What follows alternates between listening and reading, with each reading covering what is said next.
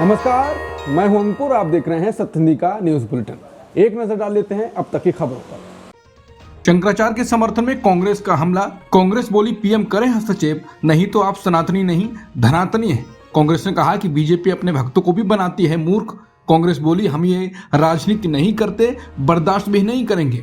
कांग्रेस ने कहा कि नरेंद्र मोदी ना काम क्या है न राम क्या है। रागिनी नाइक बोली हिंदू मोदी और योगी से खतरे में हैं। माघ मेले में संतों के साथ मारपीट और अपमान पर कांग्रेस ने प्रेस कॉन्फ्रेंस की है। कांग्रेस ने कहा कि शंकराचार्य स्वामी अभिमुक्तेश्वरानंद जी के साथ जो दुर्व्यवहार किया गया है उससे हम सभी दुखी हैं। इस घटना के बाद से शंकराचार्य जी अनशन पर बैठे हैं, लेकिन सरकार में किसी को फर्क नहीं पड़ रहा है।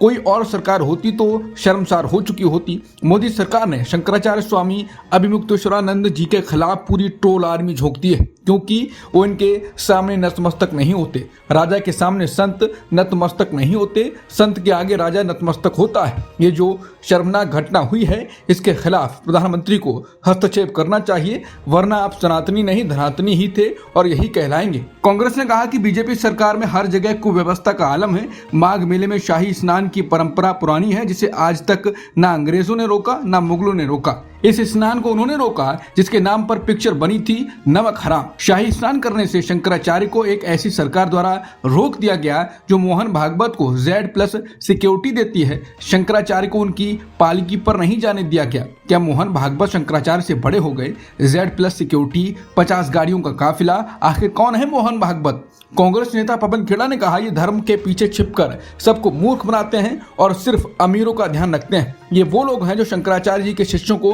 बाल खींचकर घसीटते हैं, जिसे देख मन में पीड़ा होती है। हम धर्म की राजनीति नहीं करते हैं और ना ही इसे बर्दाश्त करेंगे।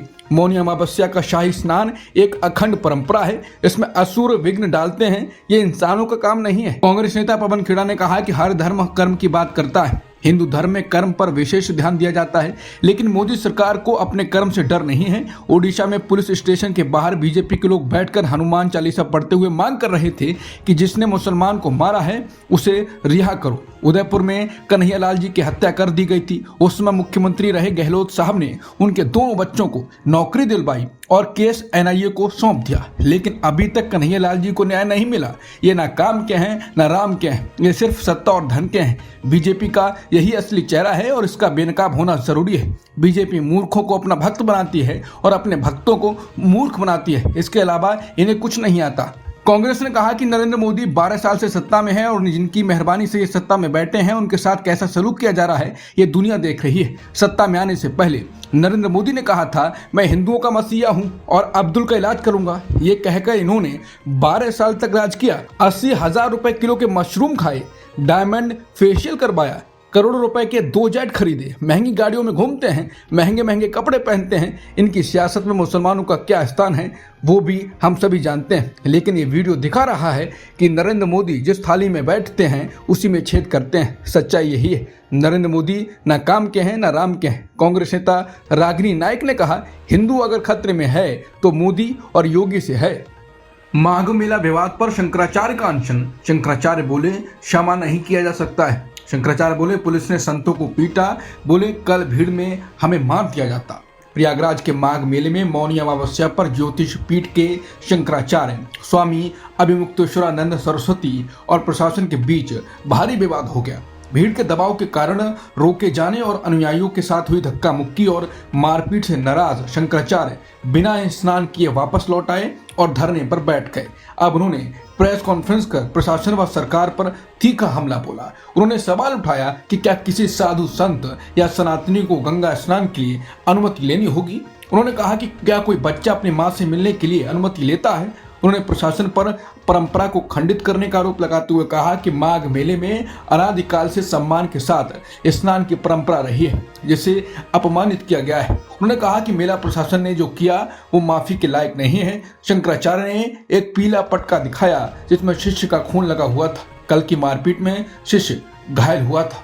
शंकराचार्य ने कहा कि पुलिस एक दिन में 4 प्रेस कॉन्फ्रेंस करती है और कहती है कि शंकराचार्य के समर्थक और शिष्यों ने उदंडता की। शंकराचार्य ने कहा कि अगर कोई उदंडता करता है तो प्रशासन को हमसे बात करनी चाहिए थी, ना कि हमारे लोगों को इस तरह मारना चाहिए था। कल बार बार मुझे पालकी से उतारने की कोशिश की गई, खींचतान कर रहे थे, उसी भीड़ में हमें मार भी दिया जाता।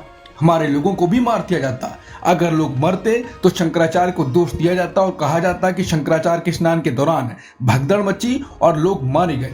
वहीं यूपी के पूर्व मुख्यमंत्री अखिलेश यादव ने भी कल संतों और पुलिस का वीडियो जारी करते हुए कहा था, साधु संतों, भक्तों, श्रद्धालुओं के साथ अप्रिय व्यवहार का समाचार दुखद है। भाजपा सरकार दिव्य भव्य के दावे से पहले सभ्य बने। प्रणय रॉय, राधिका रॉय को राहत, इनकम टैक्स नोटिस रद्द, आयकर विभाग पर जुर्माना लगाया हाईकोर्ट ने। दिल्ली हाईकोर्ट ने एनडीटीवी के फाउंडर प्रणय रॉय और राधिका रॉय को जारी किए गए इनकम टैक्स रीअसेसमेंट नोटिस रद्द कर दिया। ये मामला न्यूज नेटवर्क के promoter group RRPR holding private limited से जुड़े एक ट्रांजैक्शन से संबंधित है। बेंच ने टैक्स अधिकारियों पर 2 लाख रुपए का जुर्माना भी लगाया और निर्देश दिया कि प्रत्येक याचिकाकर्ता को 1 लाख रुपए का भुगतान किया जाए। कुलदीप सेंगर को हाईकोर्ट से राहत नहीं, हिरासत में पीड़िता के पिता की मौत का है मामला। दिल्ली हाईकोर्ट ने उन्नाव पीड़िता के पिता की हिरासत में मौत के मामले में दोषी ठहराए गए पूर्व बीजेपी नेता कुलदीप सिंह सेंगर को बड़ा झटका दिया। कोर्ट ने सेंगर की 10 साल की सजा को निलंबित करने से इनकार कर दिया। जस्टिस रविंद्र दुडेजा ने साफ किया कि सजा पर रोक लगाने के लिए कोई ठोस आधार नहीं बनता, इसलिए सजा निलंबन की याचिका खारिज की जाती है। कोर्ट ने यह भी कहा कि सेंगर लंबे समय से जेल में हैं, लेकिन सिर्फ देरी के आधार पर राहत नहीं दी जा सकती है। ये देरी आंशिक रूप से इसलिए हुई क्योंकि सेंगर ने अपनी अपील के दौरान कई आवेदन दाखिल किए थे। राहुल गांधी अदालत में पेश नहीं, मानहानि केस में सुनवाई टली, अब 20 फरवरी को होगी। कांग्रेस नेता और लोकसभा में नेता प्रतिपक्ष राहुल गांधी सोमवार को सुल्तानपुर की MP MLA अदालत में पेश नहीं हुए। उनके खिलाफ मानहानि का मामला चल रहा है, जिसमें उन्हें कोर्ट के सामने अपना बयान दर्ज कराना था। राहुल गांधी के वकील ने अदालत को बताया कि राहुल गांधी इस समय केरल में हैं, जिसलिए वो कोर्ट में उपस्थित नहीं हो सके। कोर्ट ने उनकी गैर मौजूदगी को नोट करते हुए मामले की अगली सुनवाई की तारीख 20 फरवरी तय कर दी। गजा के नाम पर ट्रंप का नया बोर्ड ऑफ पीस प्लान, $1 अरब देकर मिलेगी शांति बोर्ड की मेंबरशिप। भारत पाकिस्तान को ट्रंप ने भेज दिया है न्योता। अमेरिकी राष्ट्रपति ट्रंप एक नया और ताकतवर अंतर्राष्ट्रीय मंच बनाने की तैयारी में है। इसे गजा बोर्ड ऑफ पीस नाम दिया गया है। इस प्रस्तावित संस्था की खास बात यह है कि इसके अध्यक्ष खुद डोनाल्ड ट्रंप होंगे और सदस्यता के लिए देशों को $1 अरब से ज्यादा का आर्थिक योगदान देना होगा। ब्लूमबर्ग की रिपोर्ट के मुताबिक इस बोर्ड का ढांचा संयुक्त राष्ट्र की गजा पुनर्निर्माण योजना से जुड़ा बताया जा रहा है, लेकिन इसके उद्देश्य सिर्फ गजा तक सीमित नहीं दिखते। इस बोर्ड के जरिए ट्रंप एक व्यापक वैश्विक भूमिका निभाने की मंशा रखते हैं। ड्राफ्ट चार्टर के अनुसार इस बोर्ड के पहले चेयरमैन ट्रंप होंगे और वही तय करेंगे कि कौन सा देश इसका सदस्य होगा। फैसले बहुमत से लिए जाएंगे और हर सदस्य देश को एक वोट मिलेगा, लेकिन हर निर्णय पर अंतिम मंजूरी चेयरमैन यानी ट्रंप की होगी। इस प्रस्ताव ने अंतर्राष्ट्रीय राजनीति में हलचल मचा दी है। कई देशों के लिए ये सवाल खड़ा हो गया है कि क्या ये वास्तव में शांति के लिए मंच है या अमेरिका के नेतृत्व को मजबूत करने का नया तरीका। अमेरिकी राष्ट्रपति ट्रंप ने भारत को अपने प्रस्तावित अंतर्राष्ट्रीय मंच बोर्ड ऑफ पीस में शामिल होने का न्योता दिया। ये बोर्ड गजा में शांति प्रक्रिया से जुड़ा है, लेकिन इसके नए चार्टर के मुताबिक इसका दायरा अब वैश्विक शांति और संघर्ष समाधान तक बढ़ाया गया है। भारत के लिए ये न्योता इसलिए अहम माना जा रहा है क्योंकि इस बोर्ड की अध्यक्षता खुद ट्रंप करेंगे, वो भी व्यक्तिगत तौर पर। अगर भारत इस निमंत्रण को स्वीकार करता है तो उसे ऐसे संगठन का हिस्सा बनना होगा जिसकी कमान सीधे ट्रंप के हाथ में होगी, चाहे भविष्य में वो अमेरिकी राष्ट्रपति ना हो।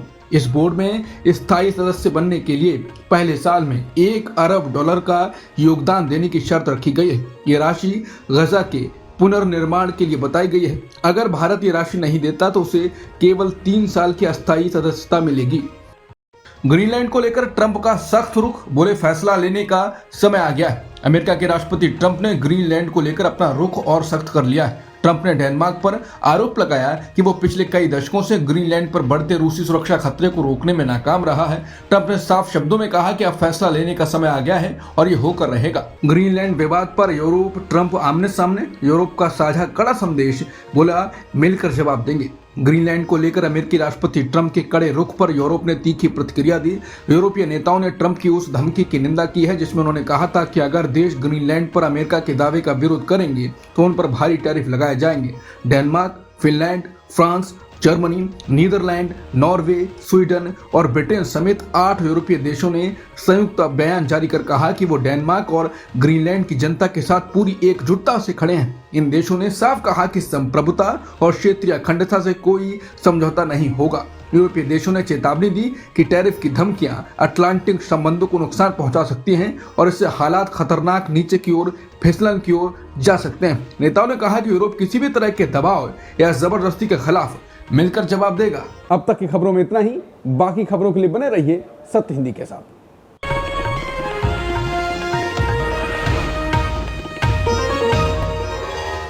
Copyright disclaimer under Section 107 of the Copyright Act 1976. Allowance is made for fair use for purposes such as criticism, comment, news reporting, scholarship, and research. Fair use is a use permitted by copyright statute that might otherwise be infringing.